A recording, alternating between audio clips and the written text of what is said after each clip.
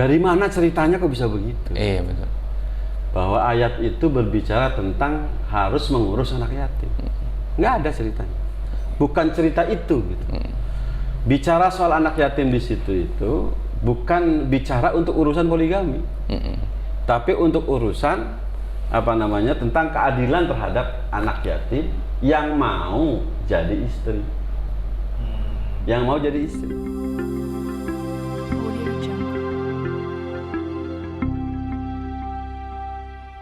Bismillahirrahmanirrahim. Assalamualaikum warahmatullahi wabarakatuh.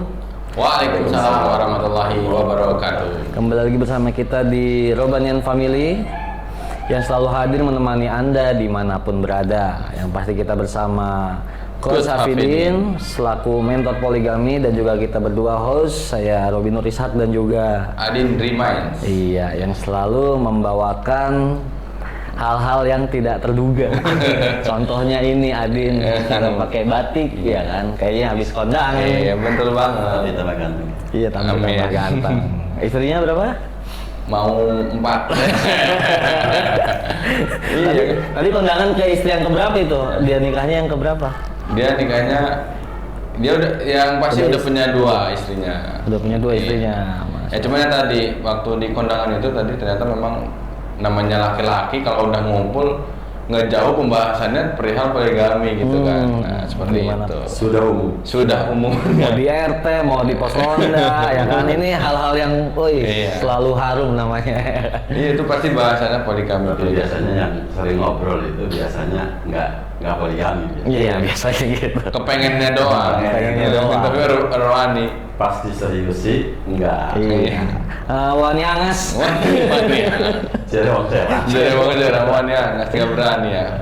Nah, ternyata di pembahasan itu ada beberapa orang itu tadi statementnya, kenapa sih harus poligami gitu? Sedangkan di ayat itu ya menyelamatkan anak yatim gitu tuh.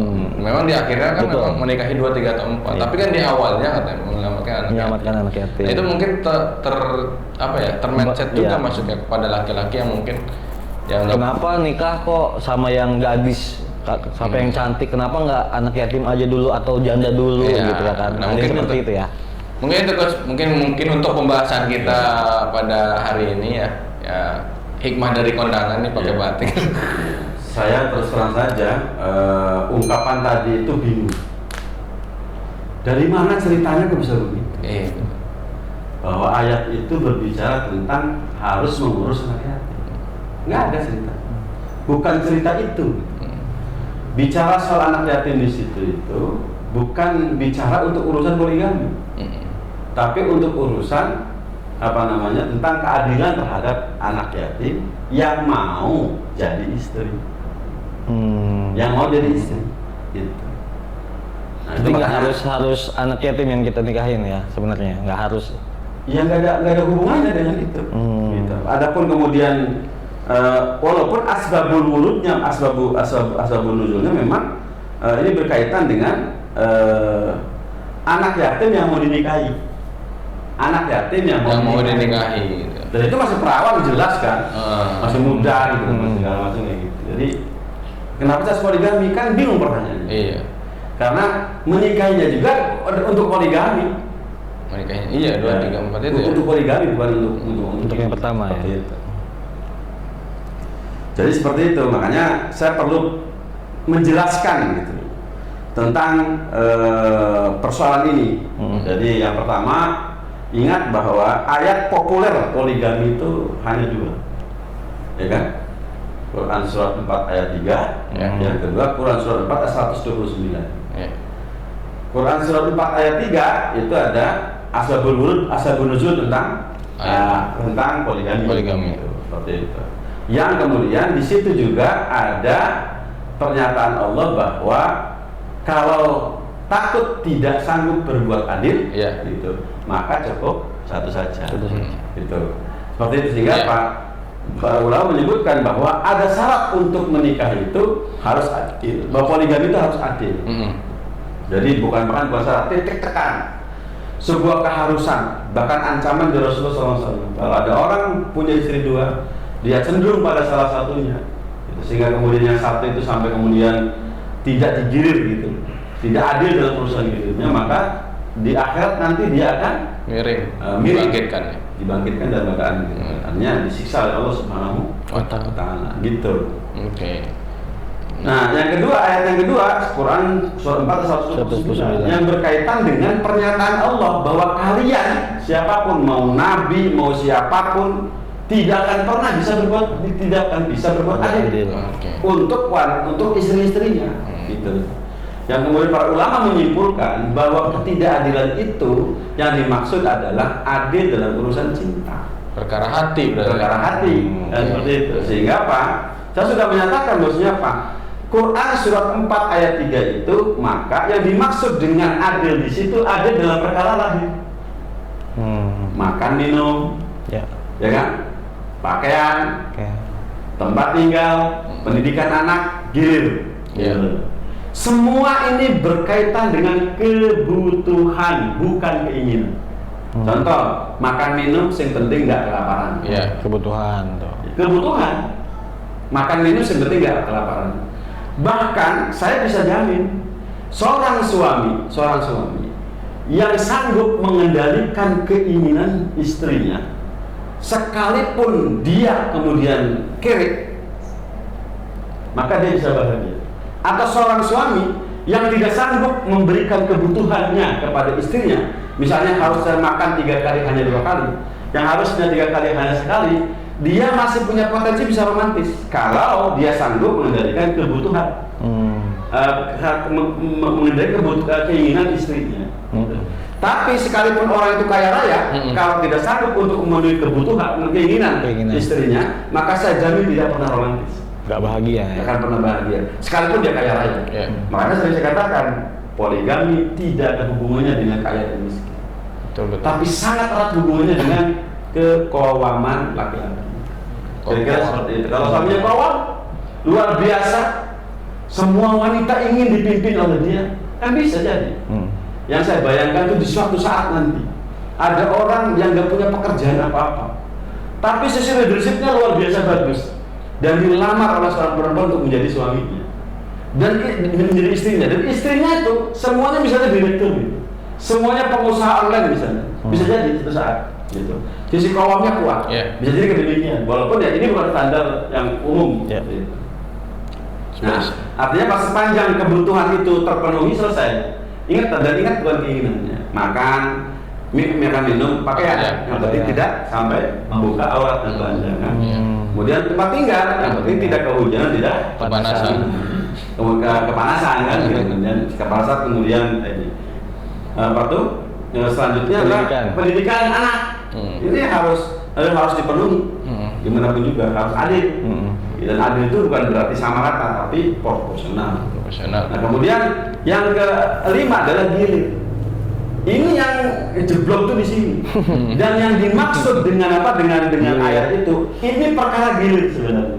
Yang paling utama itu perkara gilir. Yang di ayat 3 itu ya. Nah, dan inilah yang harus sama, harus adil. Dan banyak laki-laki yang gagal di sini. Dan saya sudah sering bilang, kalian tidak gilir dengan istri Anda, tidak benar gilirnya, maka mengundang bencana dari Allah Subhanahu wa taala. Contoh, seorang laki-laki punya istri 2. Istri pertamanya ngamuk, boleh poligami asal jangan gilir sama dia sama dengan saya 4, dia 3. Contohnya kayak begini. Jadi awal-awal oke lah. Tetapi kalau itu diteruskan, ini bisa mengundang murka Allah Subhanahu wa taala. Karena nggak boleh. Kenapa? Kewajiban suami itu gilir tuh kewajiban mutlak harus ada. Gitu. Makanya apa? Ketika suami memperturutkan keinginan sesuai istrinya, istri pertamanya, sehingga mendolimi istri keduanya, maka ini persoalan. Persoalan suami dengan Allah Subhanahu wa taala. Dan dia tidak yakin bahwa Allah akan menolong dia. Ini persoalan. Gitu. Makanya hati-hati. Jadi seperti itu. Makanya jadi Quran surat 3 ayat 4 berhubungan dengan keadilan dalam urusan gilir, dan 4 yang lainnya tadi itu secara wadah, secara lahir. Tetapi yang dimaksud dengan tidak mungkin bisa berbuat adil itu bahkan menggunakan karena lantas sungguh kalian tidak akan pernah bisa beradil. Nabi mengatakan, ya Allah jangan kau bebani aku sesuatu yang aku tidak mampu sementara engkau yang mampu. Yaitu apa? Membagi cinta dengan rata. Nggak bisa. Nggak bisa. Dan kita sudah tahu siapa yang Rasulullah paling cintai. Iya. Itu kita sudah tahu secara wajar kita bisa lihat. Bunda Khadijah. Makanya apa? Orang yang paling bijaksana, istri Nabi yang paling bijaksana. Dalam pengertian ini, yaitu siapa? Saudah. Merasa sudah tua. Tapi sangat mencintai Rasulullah SAW. Karena harapannya ketika di surga nanti ya gak ada istilah tua, gak ada istilah muda. Karena yang tua jadi muda, yang muda jadi yang muda jadi seperti itu kan gitu. Mereka antara 33 sampai kemudian 34 kan gitu yang dalam sebuah cerita itu, dalam sebuah penjelasan untuk urusan al-Jannah itu. Nah sehingga apa? Saudah menyerahkan hak dirinya kepada Rasulullah SAW. Namanya Pak. Berarti apa? Aisyah berarti apa? 2 kali diri dalam satu dalam satu sekali putaran, kira-kira seperti itu. Nah, itu ayatnya, dan tidak berhubungan dengan urusan menolong anak yatim. Enggak ada cerita menolong anak yatim. Enggak. Makanya saya katakan, apa hubungannya menolong anak yatim dengan poligami? Enggak ada. Mungkin ada narasi anak yatim itu yang di awal. Nah, kalau kemudian di awal anak yatim untuk jangan sampai kamu mendolimi anak yatim, berbuat adilnya kamu kepada anak yatim itu maknanya itu tafsirnya ada 2. Tafsirnya ada 2. Silakan cek tafsirnya berarti. Yang pertama, kamu harus berbuat adil dalam urusan memberikan mahar kepada anak yatim yang kaya raya. Karena yang mau dinikahi anak orang kaya, kebetulan diurus gitu loh oleh dia. Nah sementara kemudian dia tidak sanggup untuk memberikan mahar selevel dengan dia. Dia kan orang kaya, masa kasih mahar semaunya? Nggak boleh. Walaupun itu barangkali syariat barangkali membolehkan, tapi sisi keadilan kan tidak. Orang kaya kok gimana maharnya asal gitu. Kecuali kalau sang anak yatim menerima dengan sukarela. Iya. Yang pertama tuh, tafsir yang pertama. Tafsir yang kedua isinya apa? Si perempuan ini jelek. Anak yatim ini jelek dulu. Jelek. Yang kemungkinan tidak suka, si laki-lakinya tidak suka. Tidak toba ya. Tidak toba. Makanya dan inilah yang kuat. Yang kalau kita di si ayat berikutnya itu yang kuat. Makanya jadi karena anak yatim ini jelek, apalagi kemudian sudah seperti anak sendiri, maka nanti akan kurang kasih sayang. Kasih sayang sebagai suami kepada istri ya, bukan kasih sayang sebagai seorang ayah kepada anaknya, bukan. Tapi apa namanya kasih sayang seorang suami kepada istri, apa coba isinya? Kasih sayang seorang suami kepada istri itu apa? Ujungnya apa? Jima. Kalau kasih sayang seorang ayah kepada anak, kan bukan jima. Memberi sesuatu yang apa ya kira-kira fasilitas hidup seperti itu. Nah sebenarnya makanya apa? Kata Allah, kalau kalian takut tidak bisa berbuat adil kepada anak yatim yang nanti kamu akan nikahin itu, baik karena apa? Karena kamu tidak bisa berikan mahar yang apa yang sesuai dengan dia, atau kurang cinta sama dia, maka sudah jangan nikahin dia. Maka pilihlah gitu oleh kalian yang kamu suka 2, 3, 4. Gitu. Atau lain lagi. Atau kalau kalian tidak sanggup berbuat adil kepada 4 wanita merdeka ini, ingat deh. Nah, adil ini 4 merdeka. 4 wanita merdeka.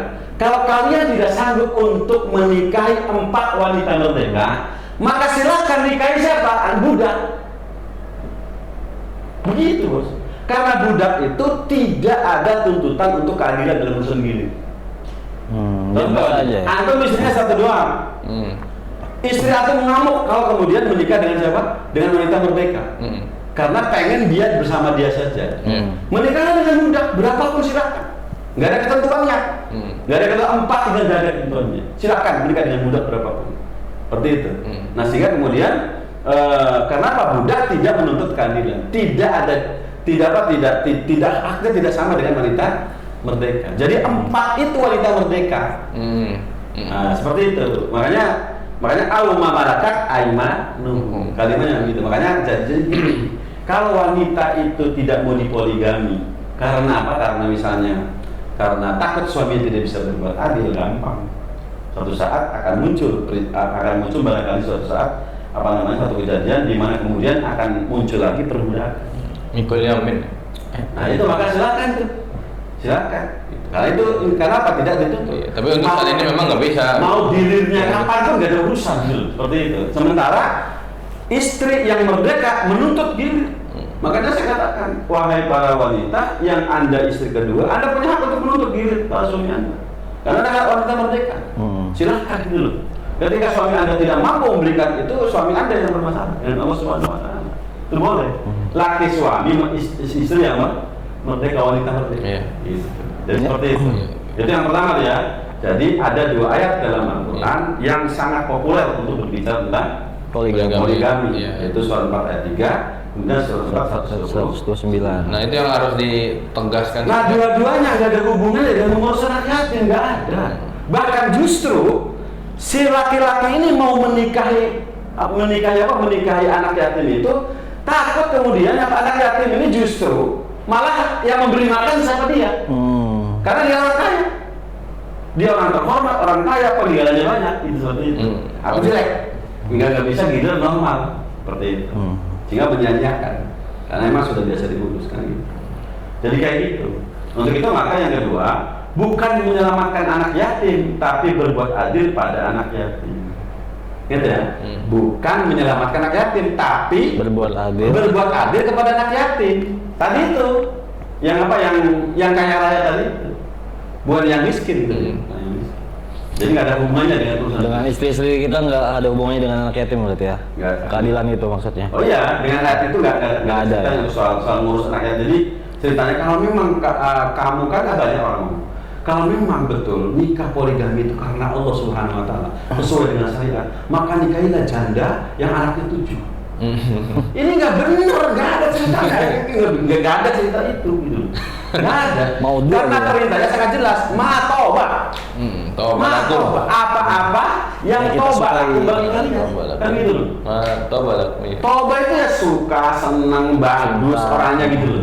Toyib, bagus-bagus kayak gitu. Nah kalau orangnya jelek, akhlaknya buruk, kan nggak toyib. Iya. Udah begitu udah tua lagi, ngapain dinikahin gitu loh. Makanya saya katakan, kalau ketemu janda banyak anak itu nggak usah dinikahin, ditolong saja, kasih duit tiap bulan. Seperti saya gitu. Tadi kan ngurus beberapa janda yang saya sambungi setiap pekan saya sambungi gitu. Saya urus. Tetapi saya untuk menikah, mohon maaf, saya punya pilihan tersendiri. Maka tolong jandanya nikahi gadis. Itu selesai kan? Bapak Tadin juga nggak apa-apa yang janda itu punya. Jangan, karena masalah. Oh iya. Gadis lah. Oh gadis. Ya walaupun ini paling tidak yang seumur. Iya. Walaupun janda yang masih muda. Janda muda ada. Jamur. Janda di bawah. Persoalan poligami itu bukan persoalan siapa istrinya. Bukan. Iya. Terserah istri sama siapa saja. Yang penting kamu bisa ambil nggak? Contoh nih, punya istri tua, usia ada berapa? 29. Nikah dari usia 43 tahun. Kurang cantik. Istri pertamanya ngamuk, tambah. Ya, orang gini maling ngomong sepuluh. Saya udah kan nggak bisa deh. Ini yang nggak boleh tuh begitu. Makanya kenapa istri muda tuh harus 2, harus lebih muda. Kan kita sudah bahas tuh. Iya. Karena apa? Cinta kita tuh udah habis ini pertama. Iya benar. Makanya kalau istri kita lebih tua, itu berbahaya bagi istri. Kurang perhatian dari kita. Itulah yang dilarang oleh Allah Subhanahu Wa Taala. Iya benar. Makanya saya katakan, makanya lihat, ini belum saya sampaikan ke banyak orang, tapi nggak apa-apa lah hari ini. Walaupun nanti kalau sering hujat gak ada masalah. Anda pengen tahu? Gimana? Sunnahnya menunjukkan masa tua itu menikmati wanita muda. Masa tua itu menikmati wanita muda. Contohnya siapa? Rasulullah Muhammad SAW. Rasulullah tidak menikah dengan wanita yang banyak itu tua, tapi muda. Di akhir istri terakhirnya apa namanya? Aisyah, Sofia. Terus kemudian siapa lagi? Semua muda. Umur Rasulullah sudah 62, 61, 59. Seperti itu. Makanya luar biasa gitu. Jadi makanya kalau orang mengatakan kita harus menegakkan sunnah, sunnah pernikahan itu masa tua menikmati wanita muda. Dan kita melihat itu. So silakan. Baru saja saya melihat ada artis yang menikah yang laki-lakinya jauh lebih tua, ada 45 tahun. Istrinya masih muda. Gitu. Pak Jiran, jarak antara istri dengan suaminya itu 40 tahun. Itu luar biasa. Makanya saya bilang ketika melihat itu, saya bilang saya dengan istri saya yang 19 sekarang dengan saya 52 berapa tahun? Hanya 30 sekian. Waduh, saya masih lebih kurang dari itu kan. Berarti bisa jadi suatu saat saya akan menikah ketika usia saya 60 tahun bisa jadi. Jika dengan usia 20 tahun kan jadi. Yang kelima. Ya, jangan. Oh, jangan. Nggak boleh. Nggak boleh. Gitu. Kemudian yang ketiga, poligami meringankan beban laki-laki yang tidak sanggup berbuat adil pada anak yatim. Gitu. Justru menikahi poligami itu dengan yang lain itu dalam rangka apa? Menghindari beban untuk yang berkaitan dengan anak yatim. Baik itu karena nafkah atau karena cinta. Dalam ayat itu, karena tidak cinta ya jangan dinikahi. Karena apa? Bisa nggak berbuat adil pada yang kita nikahi. Kalau nggak bisa ngasih nafkah yang sesuai, jangan dinikahi.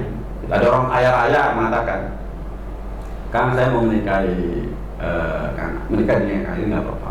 Tapi saya ini latar belakangnya orang kaya. Nggak biasa setiap hari nggak pegang uang 1 juta. Saya rasanya nggak sanggup kalau begitu. Kalau pernah bisa silahkan, kalau nggak. Sepakat dengan begitu dilakukan. Kemudian karena hanya ngasih uang 100.000 per hari. Belum lagi nih. Kebiasaan juga sudah kayak begitu. Lebih baik kita sejak awal. Enggak. Silakan cari yang lain aja. Karena penghasilan saya ya masih gitu-gitu. Kan ada juga orang yang ngasih uang 1 juta satu hari bisa jadi kan, 30 juta per bulan. Lah kalau penghasilan 80 juta per hari. Gitu seperti pemilik YouTube. Pemilik siapa? Pemilik Facebook. Kan masih bisa mungkin kan gitu. Contohnya kayak begitu. Nah, kemudian yang keempat, poligami tidak terhubung secara khusus dengan mengurus anak yatim. Nggak ada. Bahkan mohon maaf nih, ada seorang perempuan dinikahi oleh seorang laki-laki menjadi istri kedua atau istri ketiga. Bawa anak yatim. Anak yatim itu bisa nggak diurus oleh suaminya. Kenapa? Nggak ada hubungannya. Karena yang mengurus anak yatim itu bukan bapak barunya, bukan. Siapa? Orang apa namanya keluarga yang laki-laki. Pertanggungjawabannya. Ya, kecuali kalau sang suami mau. Kita semua mau, oke, nggak jadi masalah. Bahkan kalau menurut saya, kalaupun ada seorang perempuan menuntut hak seperti itu, ya juga nggak bagus. Karena aslinya laki-laki itu ketika menikah ya sudah, perempuannya doang, anaknya nggak bisa dibawa-bawa. Tapi memang ada syarat itu, San. Makanya kalau sanggup silakan, kalau enggak jangan. Kalau saya kan nggak mau. Ya, sedangkan itu memang kewajiban dari bapak aslinya. Dan keluarganya gitu kalau nggak. Kecuali kalau memang ada seorang laki-laki yang memang senang ngurus anak, boleh lah silakan. Seperti itu. Tapi kan kalau maksudnya saya supaya menghindari, ada orang yang mengatakan kalau poligami itu ya harus yang tua-tua gitu. Nggak ada ceritanya. Tidak, silakan tunjukkan dari mana, enggak ada. Gitu. Apalagi menggunakan ayat Taubah, nggak ada. Kan mustahil bagi saya. Adin mencintai perempuan usianya 62 tahun. Lo udah gila apa gimana sekali? Emang sudah kebalik itu otaknya itu. Kan nggak bisa dong, nggak bisa. Udah pasti normalnya itu laki-laki tua menikahi yang muda. Wanita muda itu jelas gitu kan. Kenapa? Laki-laki membutuhkan keindahan. Jadi kalau perempuan membutuhkan ketenangan. Dan makanya apa? Laki-laki tua lebih disukai oleh wanita muda. Bahkan lebih tenang. Memang itu menjadi daya serang orang-orang feminisme sih kepada. Kalau mau poligami tuh, kalau memang katanya sunnah Rasul. Nah, itulah deh, makanya saya katakan kalau nggak mengerti ilmu jangan. Nah, itu dia. Itu. Iya. Kan di Facebook saya katakan begitu. Bicara tanpa ilmu itu merusak kehidupan. Gitu. Suami ngomong poligami dengan istrinya tanpa ilmu itu bisa merusak rumah tangga. Serius. Betul. Jadi apa rusaknya rumah tangga poligami itu penyebabnya apa? Karena suaminya nggak punya ilmu. Makanya saya ini hadir untuk Anda supaya Anda punya alamat. Alamatnya di mana ya belajar poligami? Ada saya. Biar nggak kesasar. Namanya Coach Hafidin, gitu. Bisa di WhatsApp supaya tidak nyasar. Gitu seperti itu. Nah ini ada orang ngomong poligami dengan istrinya dengan cara salah ngomongnya. Belum saja poligami sudah marah-marah. Sejak saat itu sudah tidak harmonis lagi. Tuman begitu.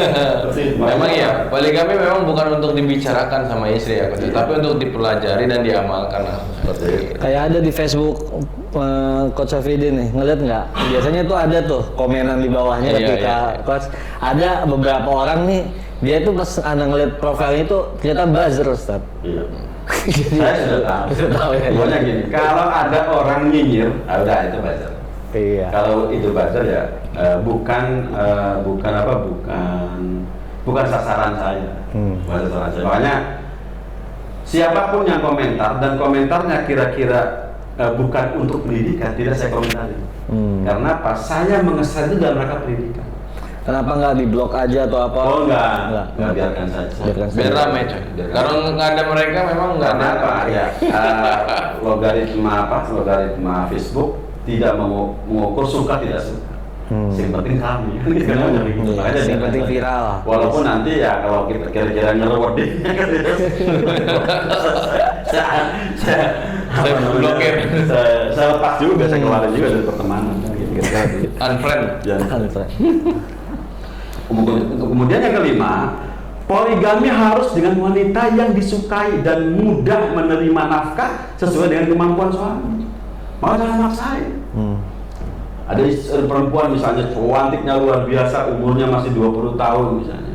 Saya mau poligami, asal yang menikahi saya sanggup memberikan saya nafkah minimal 30 juta sebulan. Karena saya tidak biasa pegang uang di bawah situ. Orang tua saya sangat kaya. Dan saya tahu ketika saya menikah, lagi saya nanti akan bersama dengan laki-laki tersebut. Sehingga silakan. Misalnya gitu. Ya kalau mau silakan ambil. Tapi kalau tidak ya jangan. Makanya mana suka kan gitu. Enggak, silakan cari yang lain. Kalau perlu nanti saya carikan. Para direktur utama atau siapa pemilik perusahaan yang mungkin penghasilannya sudah di atas 30 juta per hari kan, barangkali seperti itu. Kan ada kira-kira gitu kan. Nah sehingga jadi apa? Poligami harus dengan wanita yang disukai dan mudah menerima nafkah sesuai kemampuan suami, bukan nolong. Bukan nolong. Bukan frame-nya itu bukan nolong. Kalau nolong tuh ada yang lain, ada masalah yang lain. Contoh, Rasulullah SAW sudah berjanji siapa saja, yang ingin di surganya dekatan dengan saya, sedekat apa? Sedekat jari, maka urus anak yatim. Ngurus anak yatim kan tadi itu. Contoh, kamu masih muda, tapi saya tidak suka sama kamu, nikah saja. Anakmu simpan di pesantren. Saya ngurus 24 jam, saya ngurus. Biar urusan saya. Kamu menikah saja. Saya tawarin begitu. Saya kan sering dititipin perempuan. Pakai Assalamualaikum salam gitu. Saya mohon maaf, ada janda usia sekian tahun, 35, 31 gitu. Terus maksudnya pengen iktikaf di rumah Pak Kiai. Boleh sih. Berapa hari? 40 hari ya gitu. 40 hari. Bawa anak segala macam. Awalnya sih seminggu tidak bawa anak. Tapi dia cerita bahwa dia punya anak. Saya bilang dibawa aja ke sini. Kalau mau dilindungi bawa kan ke sini kan. Kemudian kita biarin sudah 3 bulan ada di rumah. Dia kan lebih dari 40 hari kan. Teleponnya bos, ini sudah 40 hari loh. Apa yang jadi pandu ini? Sudah begini sudah 3 bulan. Karena betah dia juga begini. Nah terus gimana? Ya terserah pakai itu mah. Ya kalau gitu biar aja dari situ supaya apa? Kemudian ya anaknya kita urus. Nah suatu saat ada teman saya bilang, ada janda nggak yang bisa nikahin? Pas anaknya itu karena istrinya baru wafat. Oke. Ada saya bilang ada gitu. Mau terkenal dengan Upin orangnya. Gitu. Ya oke saya nikahin aja. Pekan depan bulan depan tak nikahin. Karena dia ketemu cocok. Saya bilang kepada perempuan tersebut, kamu kalau memang sudah betul untuk menikah, biarkan anakmu di sini. Karena pas suamimu belum tentu mau menerima anak-anaknya. Biarkan ada di sini. Siapa dia? Nah ternyata nggak begitu suaminya, gitu kan? Boleh dibawa. Saya mau bawa pakai anaknya ya. Ya silakan. Tapi saya sudah siapin loh. Terus makanya apa? Anda ya para janda, nih, saya umil. Anda para janda. Para janda. Yang usianya 30 tahun, 40 tahun mau menikah, sementara Anda terbebani dengan anak Anda, udah anaknya bawa ke rumah saya. Saya urus, Anda nikah dengan laki-laki, kan? Masya Allah. Jangan bebani dengan apa? Jangan bebani suamimu dengan apa yang kamu bawa. Ya. Biar saya ngurus anak-anakmu. Karena apa? Saya juga pengen dapat pahala mengurus anak kalian. Karena apa? Kalian punya apa? Punya kewajiban mutlak untuk mentaati suami dan tidak boleh suami itu terganggu dengan anaknya. Biarkan saya jadi dulu. Welcome ya pakainya di sini. 24 jam. 24 jam. Kalau nitip anak Ustaz, kalau Nitip Mau anak. jalan-jalan, suami istri. Kirim penitipan. Boleh silakan. Asal ngerti aja itu. Rasanya kan gitu. Iya, berarti harus ada uang jajan ya. Ya, iyalah. Kalau kayak gitu kan bukan anak yatim tuh. Tapi kalau memang bukan anak yatim misalkan karena cerai hidup si janda. Nggak apa-apa, silakan. Karena loh, apa namanya, kita kan di sini banyak yang nitipin anak kayak gitu. Pakai mau nitip anak aja ya. Saya ingat sanggup membiayai. Ya simpen aja di situ santai kan gitu. Insya Allah kita urus. Boleh dikasih tahu pakai nama maharnya apa? Mahajasma. Mahadiasma Ya, Mahadiasma. Bisa di dicek sini di bawah nih, nanti ya. kalian Ada. promo. Silakan. Ya, Nitipin aja di sini, kita didik, kita ini. Karena apa? Saya bahagia sekali. Saya senang dengan anak. Namanya anak saya 25 tuh kenapa? Karena saya membutuhkan anak lebih banyak dari yang bisa dikandung oleh siapa? Istri saya. Ya, kayak gitu. Dan istri saya yang ketiga hari ini kan sudah perjanjian dengan saya begitu. Mungkin kamu tidak saya lepas. Asal satu syarat, urus banyak anak-anak terlantar. Siap, 100 anak saya urus. Bagaimana begitu? Makanya tidak saya lepas kan begitu. Hampir kita lepas itu. Anak-anak terlantar. Ya, kemudian yang keenam, menikahi budak lebih aman dari tuntutan keadilan. Jadi kalau pengen laki-laki nih, para laki-laki nih, yang misalnya mau seenaknya gitu kan, mau gilir seenaknya ngasih nafkah yang penting tidak wafat gitu kan gitu. Maka silakan nikah dengan Tidak budak. wafat. Lu serius? Karena memang syariatnya demikian gitu. Tetapi saya yakin seorang mukmin tidak mungkin melakukan itu walaupun istrinya adalah istrinya budak. Ya, tapi barangkali ada kan contoh gini. Laki-lakinya memang error, tetapi dia tidak mau berzina. Ada budak dinikahin, silakan aja. Itu masalah. Karena syariat itu ada makosidnya.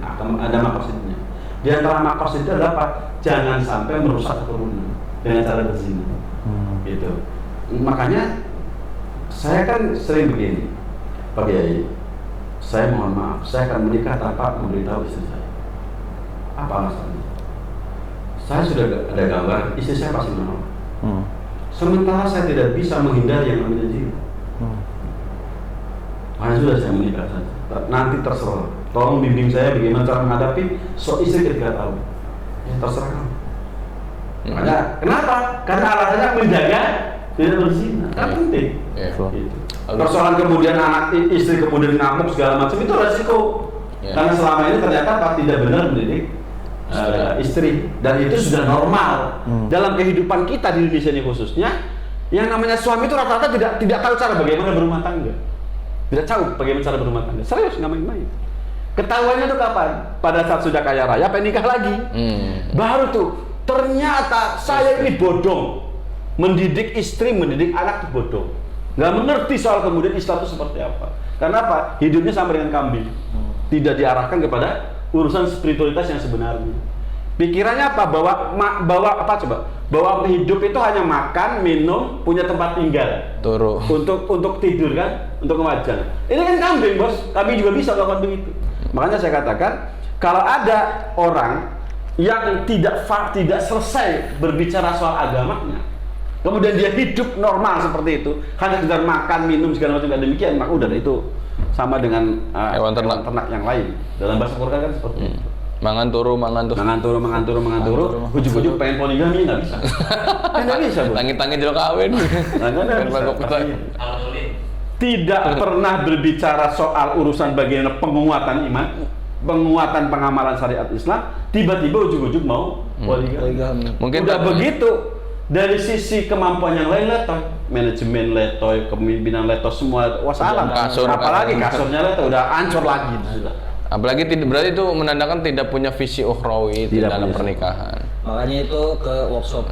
Makanya saya terus terang aja, jangan bicara soal poligami dengan istrimu. Kasihani istrimu.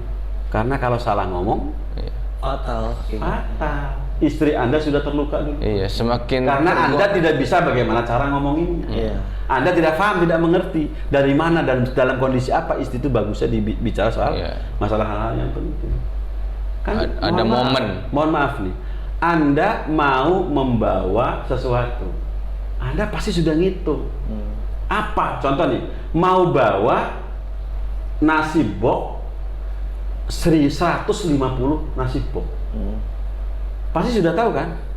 Orang cerdas pasti tahu ini nasi bok nggak mungkin dibawa pakai motor. Kalau pakai motor harus sekian motor, gitu kan? Kalaupun enggak pakai mobil. Udah jelas itu loh. Nah sama saja orang yang tidak bisa menghitung bagaimana nasi bok, tiba-tiba saya mau antarkan nasi bok ini 150 ini dengan motor sendirian, bonyok nasi boknya pasti rusak ajur. Gitu. Bukan dimakan oleh para tamu di tempat akikahan, malah kemudian yang akikahnya marah-marah. Gitu.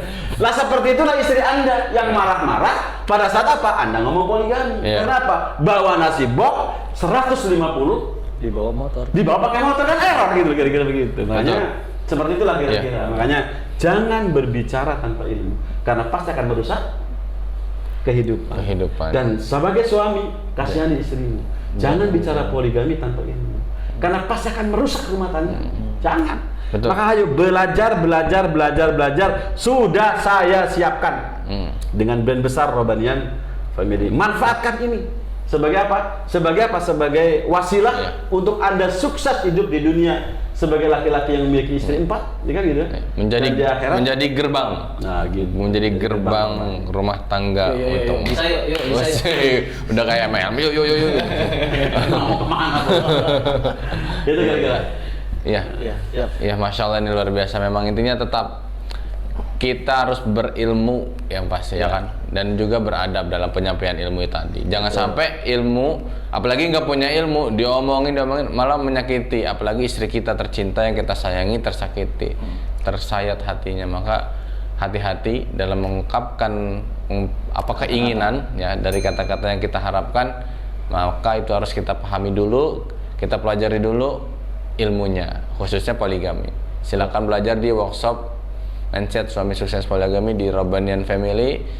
Segera mendaftar. Insya Allah per tiap bulan kita akan selalu adakan ya. Mungkin ya per 1 bulan. Iya insya Allah.